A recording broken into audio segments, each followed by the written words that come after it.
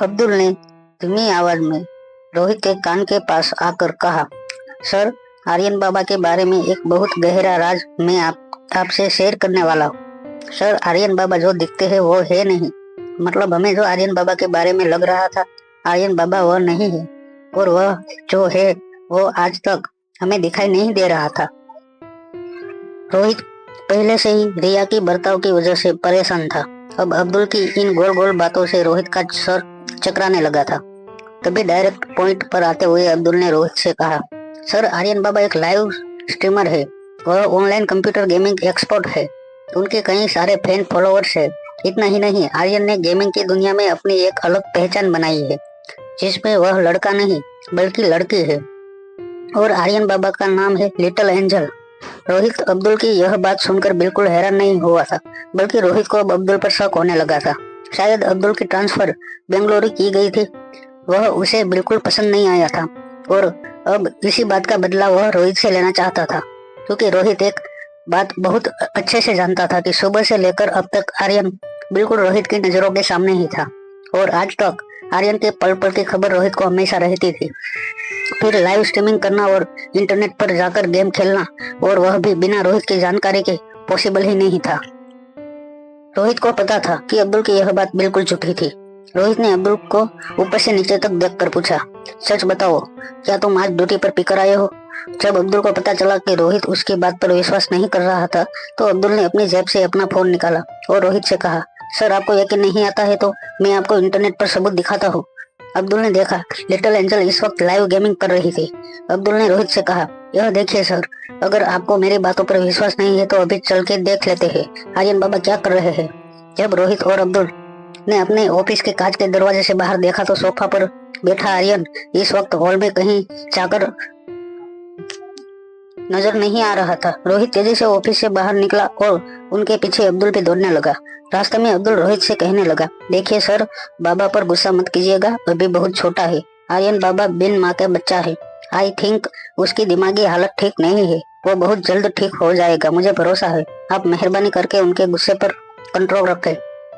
रोहित ने आर्यन के बेडरूम का दरवाजा खोला। रोहित और अब्दुल ये देखकर हैरान हो गए कि आर्यन अपने मार्शल आर्ट की प्रैक्टिस कर रहा था, और फोन उससे बहुत दूर था, और आर्यन के चेहरे पे पसीने साफ पता चल रहा था कि वह पिछले काफी वक्त से अपनी मार्शल आर्ट की प्रैक्टिस कर रहा था। अब्दुल अपनी मोबाइल स्क्रीन पर देखकर चौंक गया। वह कभी अपने मोबाइल की स्क्रीन की ओर देखता तो कभी मार्शल आर्ट की प्रैक्टिस करते हुए आर्यन बाबा को।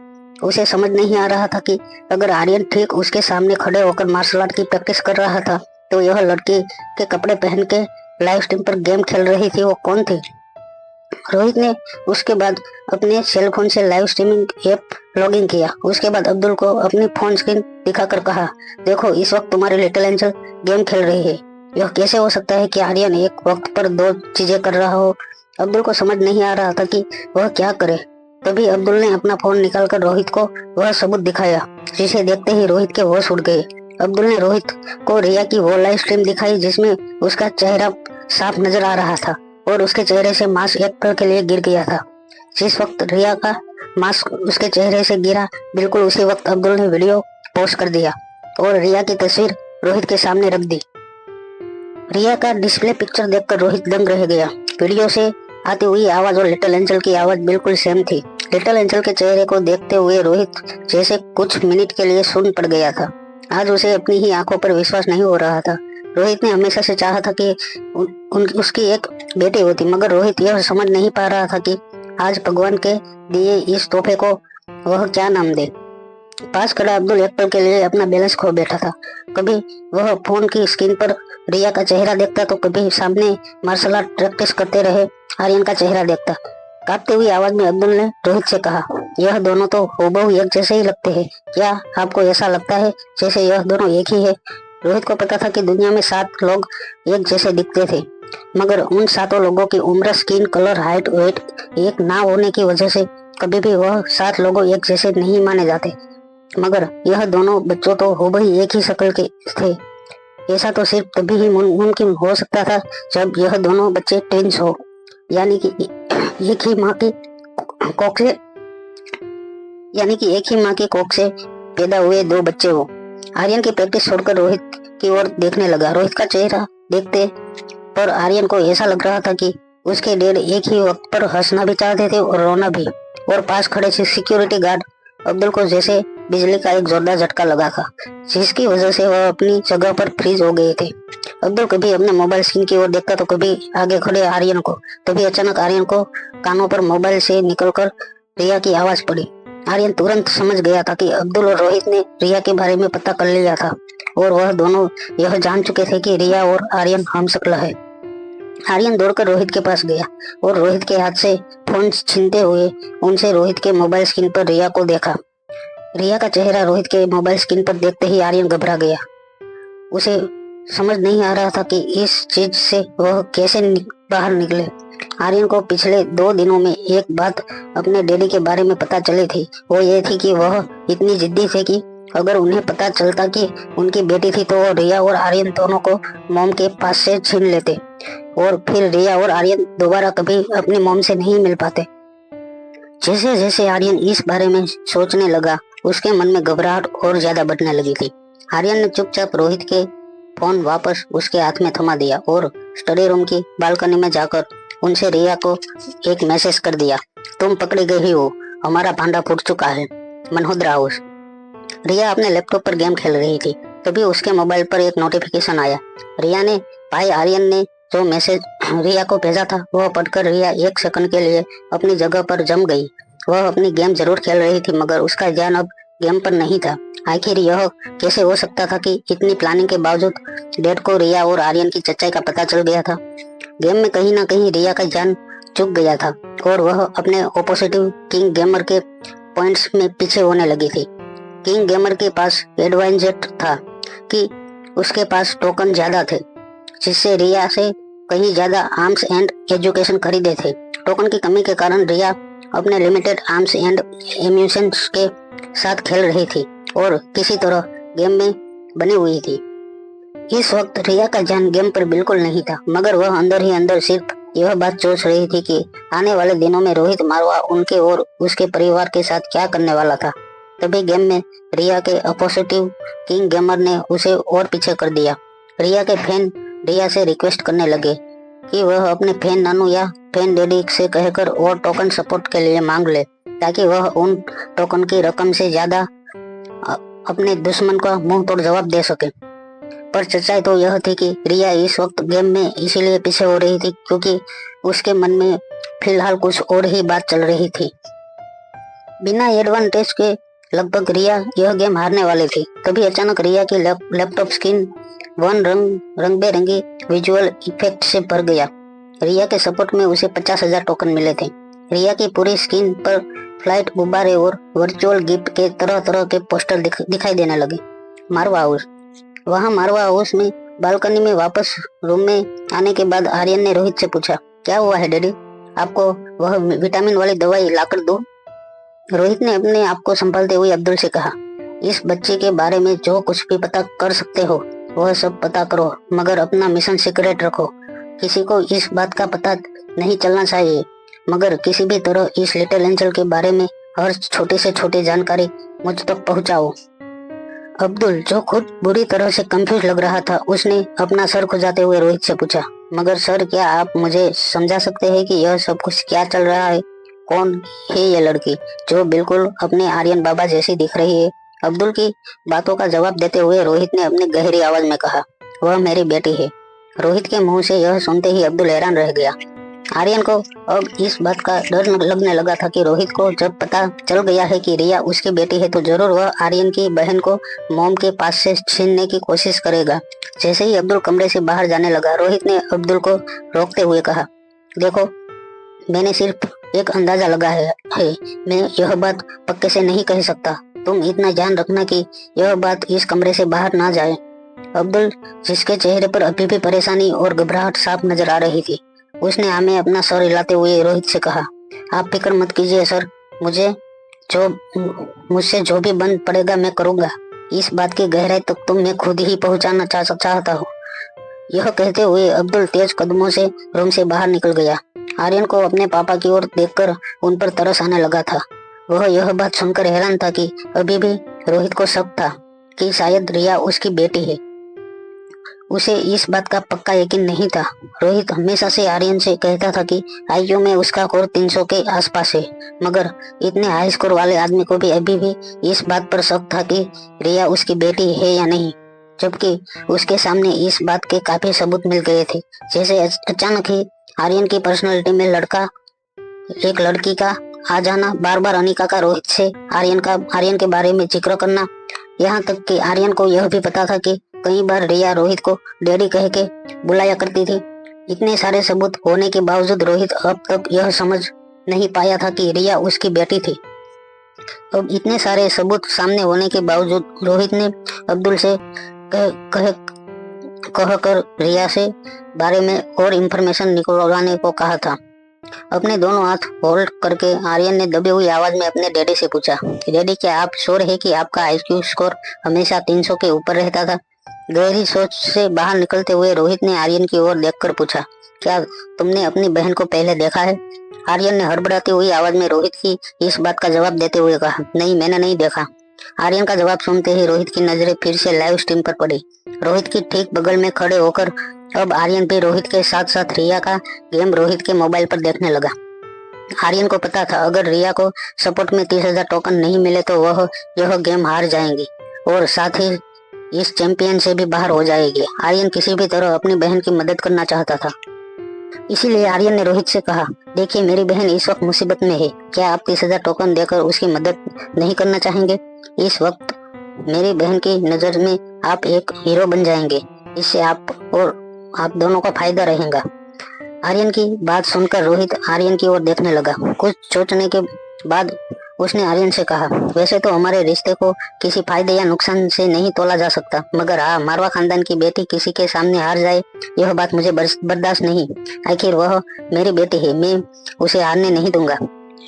जैसे ही रोहित ने अपने अकाउंट से 30,000 टोकन खरीद सके उतनी पैसे रिफिल किए, रोहित ने देखा कि अचानक ही रिया की लाइव स्ट्रीम पर वर्चुअल गिफ्ट की बारिश होने लगी। जब रोहित ने देखा कि रिया को कम पड़ने वाले 30,000 टोकन मिल चुके थे तो हैरान होकर रोहित ने भेजने वाले की आईडी पर टैप किया। रिया के फैन नानू ने 50,000 टोकन लिटिल एंजल के सपोर्ट में भेजे हुए थे और लिखा था, अगर तुम गेम जल्दी शुरू करने वाले हो तो मुझसे कह दिया करो, मैं उसी टाइम पर आ जाऊंगा। और इस तरह तुम्हें अगर कोई परेशान करे तो तुम मुझे सोशल मीडिया अकाउंट पर मैसेज भी तो कर सकती थी। तुम्हारा मैसेज मिलते ही मैं तुम्हें लोगों के कमेंट और ट्रोलर से बचा लूंगा, मगर याद रखना तुम्हारे फैन नानू तुम्हें हारने नहीं देंगे। रिया ने माइक पर खुशी से अपने फैन नानू को विश करते हुए कहा, thank you so much fan Nanu, I love you a lot. और मुझे बताइए कि आप आज कैसे हो, आज आपने गर्मा गर्म सूप पिया या नहीं? यह कहते ही रिया फिर से अपने फॉर्म में आ गई थी और एक के बाद एक किंग गेमर को झटके देने लगी थी। किंग गेमर और रिया के बीच में पॉइंट का फासला भी अब घटने लगा था। रोहित ने अपना मोबाइल एक बार जोर से अपने सर पर पटक दिया। रोहित अभी लिटिल एंजल की मदद में 30,000 टोकन भेजने ही वाला था कि ठीक 1 सेकंड पहले फैन नानू ने लिटिल एंजल की मदद करते रोहित की पूरी प्लानिंग पर पानी फेर दिया। लिटिल एंजल की नजरों में फिर से हीरो बनने का एक बहुत बड़ा चांस रोहित ने गुमा दिया था, मगर इस बार रोहित ने एक गेमर नहीं बल्कि अपनी बेटी की नजरों में हीरो बनने का चांस गंवाया था। रोहित के ठीक बगल में खड़ा हुआ आर्यन मुंह खोलकर बिना कुछ बोले बस रोहित को देखे जा रहा था। कुछ ही सेकंड में करोड़ों रुपये की डीलिंग करने वाला आर्यन का बाप आज अचानक ही उसे बहुत गरीब लगने लगा था। तभी अचानक सनी दौड़ते हुए स्टडी रूम में आया और हाँफते हुई आवाज में रोहित से कहने लगा, भैया मुझे 3 लाख रुपए की सख्त जरूरत है, मेरे गुरु लिटिल एंजल को मेरी जरूरत है। रोहित अभी भी इस शौक से बाहर निकल नहीं पा रहा था कि जिस लिटिल एंजल का वो इतने दिनों से फैन बनकर उसे सोशल मीडिया गेम ऐप पर फॉलो कर रहा था वह कोई और नहीं बल्कि उसी की बेटी थी। तभी सनी ने रोहित को एक और झटका दे दिया था। रोहित का कजिन ब्रदर जो सुबह शाम उसके साथ रहता था वह सनी लिटिल एंजल को अपना गुरु मानता था। हैरान रोहित ने भारी आवाज में सनी से पूछा, क्या तुम लिटिल एंजल को जानते हो? सनी अभी अभी हाँफ रहा था। उसे पता चल चुका था कि रिया का आज फेस ऑफ मुकाबला किंग गेमर के साथ होने वाला था और किंग गेमर के सामने एडमिन के जीतना रिया के लिए बहुत मुश्किल होने वाला था। रिया ना सिर्फ सनी की भतीजी थी बल्कि गेमिंग दुनिया में वह उसकी गुरु की थी। सनी ऐसा भाई बिल्कुल नहीं था जो बार बार अपने बड़े भाई से पैसे मांगा करता, मगर आज अपने गुरु को मुश्किल में देखकर सनी से रहा नहीं गया और वह दौड़ते हुए मदद मांगने अपने बड़े भाई रोहित मारवा के पास आ गया। इसी वजह से सनी यह नहीं जानता था कि लिटिल एंजल के फैन नानू ने ऑलरेडी लिटिल एंजल के सपोर्ट में काफी टोकन पहुंचा दिए थे। हाफती हुई आवाज में सनी ने रोहित के सवाल का जवाब देते हुए कहा, हाँ लिटिल एंजल मेरी गुरु है, हम साथ मिलकर कई गेम खेल चुके हैं। सनी का यह जवाब सुनकर रोहित की हैरानी पहले से ज्यादा बढ़ गई। अपनी आवाज ऊंची करते हुए रोहित ने सनी से पूछा, क्या तुमने पहले कभी लिटिल एंजल को देखा है? सनी ने रोहित से यह सवाल एक्सपेक्ट नहीं किया था। अचानक आए इस सवाल की वजह से सनी थोड़ा सा हड़बड़ा गया। अटकते हुए आवाज में सनी ने रोहित से कहा, नहीं मैंने कभी नहीं देखा। इस तरह सनी की हड़बड़ाहट देखते हुए आर्यन को लगा कि पक्का रोहित आर्यन का यह झूठ पकड़ लेगा, मगर किसी तरह रोहित को सनी की बात पर यकीन हो गया था।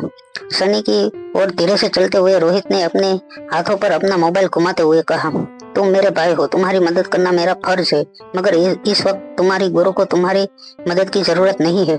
यह कहते हुए रोहित रूम से बाहर निकल गया। रोहित की बात सुनते ही सन्नी ने अपना फोन निकालकर फिर से लिटिल एंजल के लाइव स्ट्रीम पेज में लॉगिन किया। अपनी फोन स्क्रीन पर देखते ही सनी के चेहरे पर अचानक मुस्कान आ गई। सनी को यह देखकर एक प्लेजेंट सरप्राइज मिली थी कि लिटिल एंजल ने किंग गेमर को एक बहुत बड़े मार्जिन से पीछे पछाड़ दिया था। हारने के बाद किंग गेमर ने कमेंट में लिटिल एंजल को बहुत कुछ कहा था, जिस पर किंग गेमर के सपोर्टर भी रिया को ट्रोल कर रहे थे। तो कभी रिया के लॉयल फैंस किंग गेमर और उनके सपोर्टर को ट्रोल कर रहे थे। इन सारे कमेंट में किंग गेमर की एक कमेंट पर हजारों रिएक्शन आए थे। किंग गेमर ने कमेंट करते हुए लिटिल एंजल से कहा था, जिसकी पॉकेट मनी मेरी फैमिली इनकम से ज्यादा हो, वह मुझे क्या इस दुनिया की सबसे बड़े गेमर को भी हरा सकते हैं। किंग गेमर एक ऊंचे खानदान का लड़का था और उसकी पॉकेट मनी शायद लाखों में होगी, मगर आज इतना रईस लड़का लिटिल एंजल के बारे में जब यह कमेंट करने लगा, तब लोगों ने फैंटास्टिक प्रिंसेस को ट्रोल करते हुए कहा, मतलब तुम्हारे सारे दावे झूठे थे। लिटिल एंजल कोई चोरों की टुकड़ी नहीं है, बल्कि एक बहुत ही ऊंचे खानदान की इकलौती बच्ची है, जिसके सपोर्ट में उसकी फैमिली मेंबर लाखों रुपए एक ही मिनट में खर्च कर देते हैं। तभी लिटिल एंजल के लॉयल फैन ने फैंटास्टिक प्रिंसेस से कहा, तुम अभी के अभी तुम्हारी लाइव स्ट्रीम पर लिटिल एंजल से माफी मांगो। इतनी छोटी बच्ची के बारे में गलत न्यूज फैलाकर तुमने बहुत बुरा किया है। फैंटास्टिक प्रिंसेस ने अपनी लाइव स्ट्रीम उसी वक्त बंद कर दी थी जब फैन नानू ने रिया के सपोर्ट में 50,000 टोकन भेजे थे, मगर अपना बचाव करते हुए रिया के लॉयल फैंस को जवाब देने के लिए फैंटास्टिक प्रिंसेस फिर से लाइव स्ट्रीम पर आ गई और मुंह बनाकर सबसे कहने लगी, 3 लाख रुपए कोई बहुत बड़ी रकम नहीं है जिससे तुम यह साबित कर सको कि यह लिटिल एंजल किसी ऊंचे खानदान की औलाद है।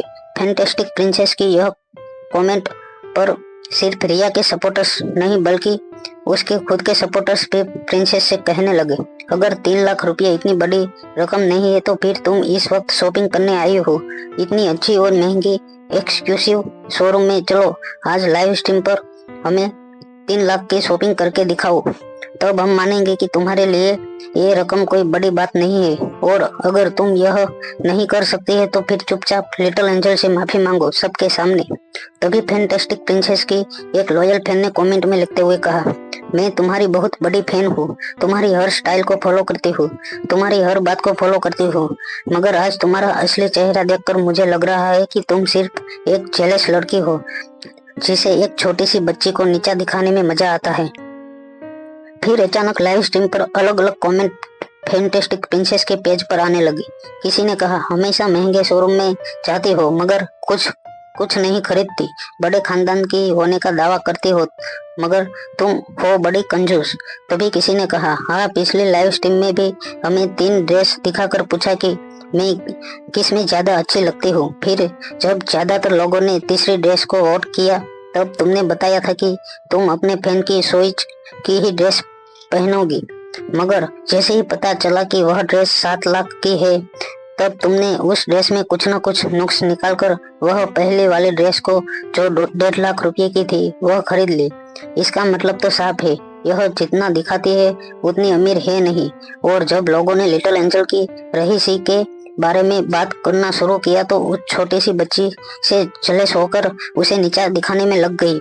मुझे लगता है आज भी जरूर किसी रास्ते के स्टॉल से खरीदी हुई ड्रेस पहनी होगी, जिस पर टैग लगाकर हमें बता रही है कि यह बहुत महंगी डिजाइनर ड्रेस है। चलो प्रिंसेस, खत्म हुआ तुम्हारा खेल। लिटिल एंजल से माफी मांगो अभी के अभी। जब एक साथ बहुत सारे लोग लिटिल एंजल से माफी मांगने की डिमांड करने लगे, तब अपने एक कान पर हाथ रखते हुए फैंटास्टिक चिल्लाते हुए कहा, यह लिटिल एंजल के फैंस उसी की जैसे है, बिल्कुल सरपीरे और पागल। किसी की लाइव स्ट्रीम पर जाकर उस तरह से उसे परेशान करना बेहुदा लोगों का काम है। यह सुनते ही एक कमेंट करते हुए फैन ने कहा, जब तुम्हारे फैन लिटिल एंजल के लाइव स्ट्रीम गेम पर जाकर बेहुदा बातें करते थे तब तुमने यह बात क्यों नहीं कही थी? इससे साफ पता चलता है कि डबल स्केटर कौन है। चलो अभी के अभी माफी मांगो। लोगों की बातों का जवाब देते हुए फैंटास्टिक प्रिंसेस ने अपनी बात आगे बढ़ाते हुए कहा, देखो आप लोग समझने की कोशिश करो, यह सब एक फेक ड्रामा है। अरे गेमिंग कंपनी अपनी किसी कंटेस्ट को फेमस करने के लिए इतने पैसे तो खर्च कर ही सकती है, और फिर 3 लाख में से कम 1-2 लाख तो इनका प्रॉफिट मार्जिन होता है। मतलब इनका इन्वेस्टमेंट हुआ सिर्फ 1 लाख। यह सब एक मार्केटिंग स्ट्रेटजी है, इसे आप सबको समझना होगा। फैंटास्टिक प्रिंसेस की दलीलों अब लोगों को पसंद नहीं आ रही थी। लोग तरह तरह के कमेंट फैंटास्टिक प्रिंसेस के पेज पर लिखने लगे। यह सब कुछ देखकर सनी को फैंटास्टिक प्रिंसेस पर बहुत गुस्सा आने लगा था, मगर आर्यन के सामने खड़ा था, इसलिए वह फैंटास्टिक प्रिंसेस के लिए अब शब्दों का प्रयोग नहीं कर सकता था। चेहरे पर गुस्सा और लाल लाल आंखों से आर्यन की ओर देखते हुए सनी ने कहा, मैं इस सरफरी लड़की को छोड़ूंगा नहीं। मैं क्या कर सकता हूँ? हाँ, मगर मैं रोहित भैया से कहकर इसे एक अच्छा सबक सिखाऊंगा, तुम देख लेना। सनी की पीठ थपथपाते हुए आर्यन ने सनी से कहा, यह हुई ना बात चाचा, तुम रेडी बहुत बहादुर हो। आर्यन के मुंह से यह बात सुनकर सनी समझ गया कि आर्यन ने सनी को टोंट मारते हुए यह बात कही थी, मगर अपनी बहादुरी का एक और प्रूफ देते हुए सनी ने आर्यन से कहा, तुमने देखा ना अभी अभी रोहित भैया ने किस तरह मुझे प्रेशर में डालकर लिटिल एंजल के बारे में और इन्फॉर्मेशन निकालने की कोशिश की। उन्होंने मुझे डराकर पूछना चाहा कि क्या मैंने लिटिल एंजल का चेहरा देखा है, मगर तुमने देखा ना किस तरह मैंने भी बाजी संभाल ली और कह दिया बिल्कुल आराम से, बिना डरे कि मैंने उससे पहले कभी नहीं देखा। तुम यह बात रिया से जरूर कहना कि किस तरह मैंने बहादुरी से रोहित भैया के सवालों का सामना करते हुए रिया का भांडा फूटने नहीं दिया। आर्यन ने फिर से अपने चाचू की पीठ थपथपाते हुए कहा, ठीक है, कह दूंगा कि तुम एक बहादुर हो, मगर रिया के सामने अपनी बहादुरी दिखाकर तुम्हें क्या चाहिए, अभी वह भी कह दो। यहाँ वहाँ देखते हुए सनी ने धीमी आवाज में कहा, क्या तुम रिया से रिक्वेस्ट करके उसे कह सकते हो कि वह मेरे लॉगिंग आईडी से इस कंपटीशन में हिस्सा ले और मुझे भी टॉप 100 तक पहुंचा दे? आर्यन बिना पल के झपकाए 2 मिनट तक अपने चाचा की आंखों में आंखें डालकर देखने लगा। फिर धीमी आवाज में आर्यन ने सनी से पूछा, चाचू क्या आप श्योर हो कि अभी अभी जब डैड ने आपको डरा धमकाकर लिटिल एंजल के बारे में इंफॉर्मेशन निकालने की कोशिश की थी, तब क्या सच में आपको डर नहीं लगा था? यहाँ वहाँ देखते हुए धीमी आवाज में सनी ने लगभग आर्यन के कान में यह बात कही, देखो जब भी रोहित भैया मेरी आंखों में आंखें डालकर देखते हैं मैं ऑटोमेटिक डर जाता हूँ और मेरे मुंह से हमेशा चचाई निकल जाती है। बस ये एक ही चीज है जो मैंने आज तक सेक्सुअली उनसे छुपा कर रखी है, वरना रोहित भैया से कोई बात छुपाने के बारे में मैं तो सोच भी नहीं सकता। जैसे ही सनी ने यह बात आर्यन के कान में कही, सनी ने मुड़कर पीछे देखा तो सनी के ठीक पीछे रोहित खड़ा था। रोहित को देखकर सनी इतना डर गया कि डर के मारे वो सीधा जमीन पर गिर गया। लेकिन रोहित ने सनी और आर्यन की बात नहीं सुनी थी। रोहित को सनी की एक और बात याद आ गई थी, इसलिए वो सनी से बात करने वापस स्टडी रूम में आया था। रोहित ने सनी से धीरे सीधे सवाल पूछ लिया, जब मैं ऑफिस में बैठकर अपना काम कर रहा था तब तुम मुझसे कहने लगे थे कि मेरी एक बेटी है, तो बताओ कहाँ है मेरी बेटी? रोहित के मुंह से यह बात सुनते ही आर्यन ने अपने होठ दबाते हुए अपने चाचू सनी को घूरने लगा और मन ही मन इशारे से अपने चाचू से उसने एक सवाल भी कर लिया था, क्या यही बात छुपाई थी आपने अपने भैया से? क्या आपकी भाषा में इसी को कहते हैं सनसेक्सफुली छुपाना? जो सनी सिर्फ रोहित की ओर लुक से डर जाता था। रोहित के मुंह से इतना बड़ा सवाल सुनकर सनी को लगा कि काश वो इस वक्त बेहोश हो जाए और जब वह होश में आए तब रोहित उसके सामने ना हो। एक दो बार आंखें बंद करके वापस खोलने के बाद भी जब रोहित सन्नी की नजरों के सामने ही खड़ा था तब हड़बड़ाहट में उठने की कोशिश करते हुए सन्नी ने बिल्कुल फेक एक्टिंग करते हुए रोहित से कहा, वो भैया वो कह रहे था आपको। सनी को चुप कराते हुए रोहित ने सनी को जोर से पूछा, यह क्या लगा रखा है? मैंने जो सवाल पूछा है उसका जवाब दो। डरे हुए सनी ने बिना सांस लिए रोहित से कह दिया, मैं आपके साथ मजाक कर रहा था। यह कहने के बाद सनी बर्फ की तरह वहां जम गया था। सनी के मुंह से यह बात सुनकर आर्यन को भी हंसी आने लगी थी।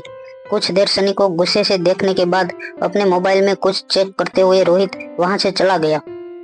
अपनी ऑफिस केबिन में आने के बाद लैपटॉप पर लिटिल एंजल की इंफॉर्मेशन निकाल रहे अब्दुल से रोहित ने कहा, एक काम करना, फैंटास्टिक प्रिंसेस के बारे में भी इंफॉर्मेशन निकालना, वह भी एक लाइव स्ट्रीमर है। लैपटॉप की बोर्ड पर कुछ टाइप करते हुए अब्दुल ने रोहित से पूछा, ठीक है सर, और इंफॉर्मेशन मिल जाने के बाद क्या करूं? रोहित ने अब्दुल की आंखों में आंखें डालकर कुछ सोचने के बाद कहा, उसे हटा दो। यह सुनकर अब्दुल जोश में पड़ गया। मल्होत्रा हाउस।